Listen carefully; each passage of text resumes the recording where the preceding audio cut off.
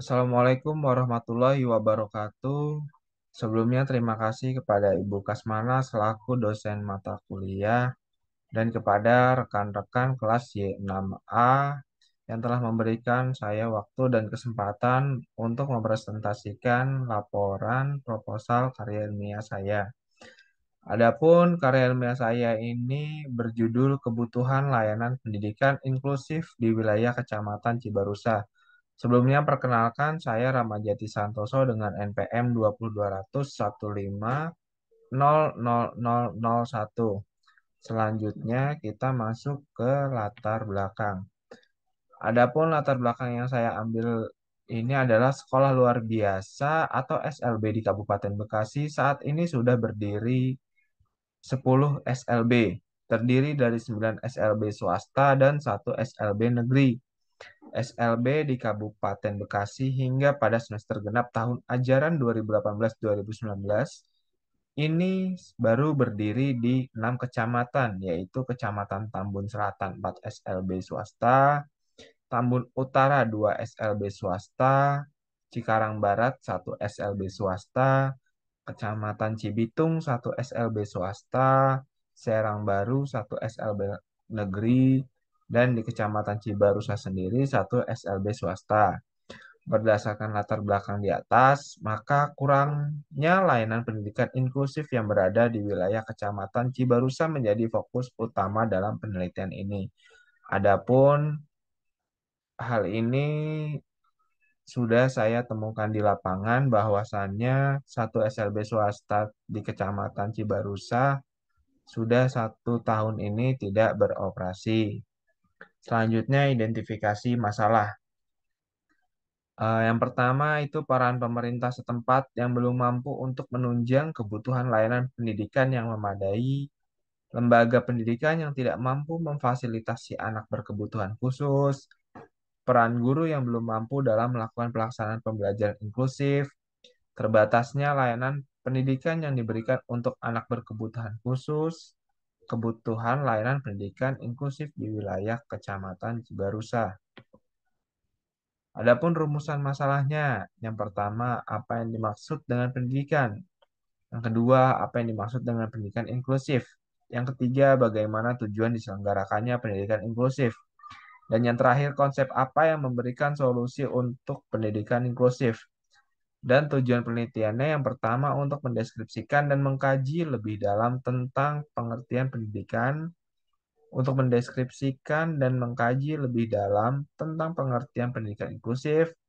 Yang ketiga, untuk mendeskripsikan dan mengkaji lebih dalam tentang tujuan diselenggarakannya pendidikan inklusif. Dan yang terakhir, untuk mendeskripsikan dan mengkaji lebih dalam tentang konsep yang memberikan solusi untuk pendidikan inklusif. Adapun manfaat penelitian teoritis. Hasil penelitian ini diharapkan mampu dimanfaatkan untuk memperkaya ilmu pendidikan dan wawasan pengetahuan sebagai sumbangan pemikiran guna meningkatkan layanan pendidikan, khususnya pendidikan inklusif.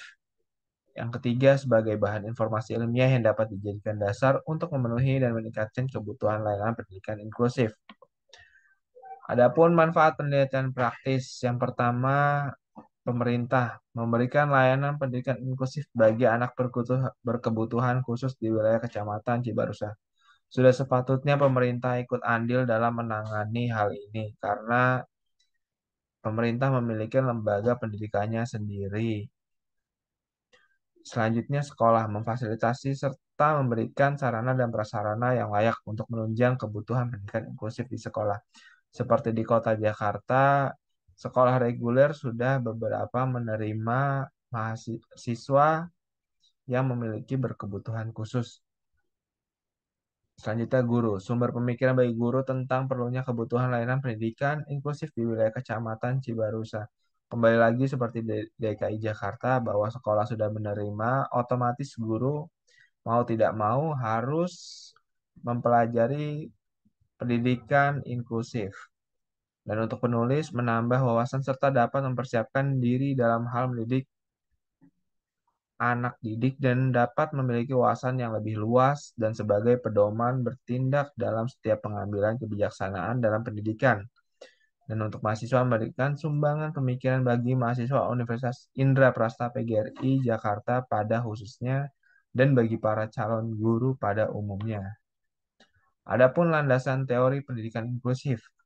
Dalam Permendiknas dijelaskan bahwa pendidikan inklusif adalah sistem penyelenggaraan pendidikan yang memberikan kesempatan kepada semua peserta didik yang memiliki kelainan dan memiliki potensi, kecerdasan, dan bakat istimewa untuk mengikuti pendidikan atau pembelajaran dalam satu lingkungan pendidikan secara bersama-sama dengan peserta didik pada umumnya. Maka sekolah yang menyelenggarakan pendidikan inklusif memberikan pelayanan khusus bagi siswa dengan segala macam kebutuhannya. Pendidikan inklusif juga dapat menangani semua jenis individu, bukan hanya anak yang mengalami kelainan. Dengan demikian, guru dan sekolah bertanggung jawab terhadap pembelajaran anak dan pembelajaran berfokus pada kurikulum yang fleksibel. Semangat penyelenggaraan pendidikan inklusif adalah memberikan kesempatan atau akses yang seluas-luasnya kepada semua anak untuk memperoleh pendidikan yang bermutu dan sesuai dengan kebutuhan individu peserta didik tanpa diskriminasi.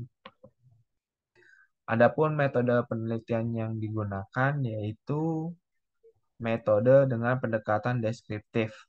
Dengan metode penelitian ini, saya bermaksud untuk mengumpulkan data hipotesis dan mengamati secara seksama mengenai aspek-aspek tertentu yang berkaitan erat dengan masalah yang diteliti, sehingga akan diperoleh data-data yang menunjang penyusunan laporan penelitian. Adapun tempat penelitian dilakukan di Kecamatan Cibarusa, Kabupaten Bekasi. Instrumen penelitian yang pertama itu observasi. Sudikan tahun 1991. Metode observasi sering disebut pengamatan dan sifat secara langsung terhadap hal-hal yang berkaitan dengan objek penelitian dan juga merupakan cara yang efektif dalam rangka menyumbangkan ilmu pengetahuan dengan keadaan sebenarnya. Adapun observasi ini sudah saya lakukan di Lembaga Pendidikan Kecamatan Cibarusa dan saya juga mengunjungi sekolah SLB yang alamatnya tertaut pada Permendiknas. Dan selanjutnya yang kedua itu ada wawancara Sugiono tahun 2015. Wawancara merupakan suatu teknik pengumpulan data dengan percakapan atau tanya jawab secara langsung dengan sumber data. Hal ini menurut saya dapat dilakukan kepada lembaga dinas yang terkait dan kepada SLB yang sudah berjalan hingga saat ini. Selanjutnya yang ketiga dokumentasi. Metode dokumentasi yaitu mencari data mengenai hal-hal yang berupa catatan transkrip, buku, surat kabar, majalah, agenda, dan sebagainya. Sudah saya lihat sendiri bahwa memang ada eh, berupa catatan atau transkrip nilai yang dikeluarkan oleh SLB di Kecamatan Cibarusah yang sekarang sudah tidak beroperasi lagi.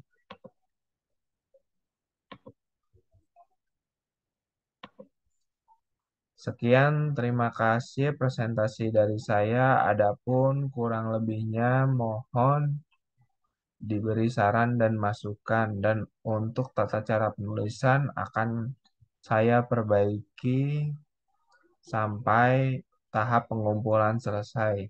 Terima kasih. Wassalamualaikum warahmatullahi wabarakatuh.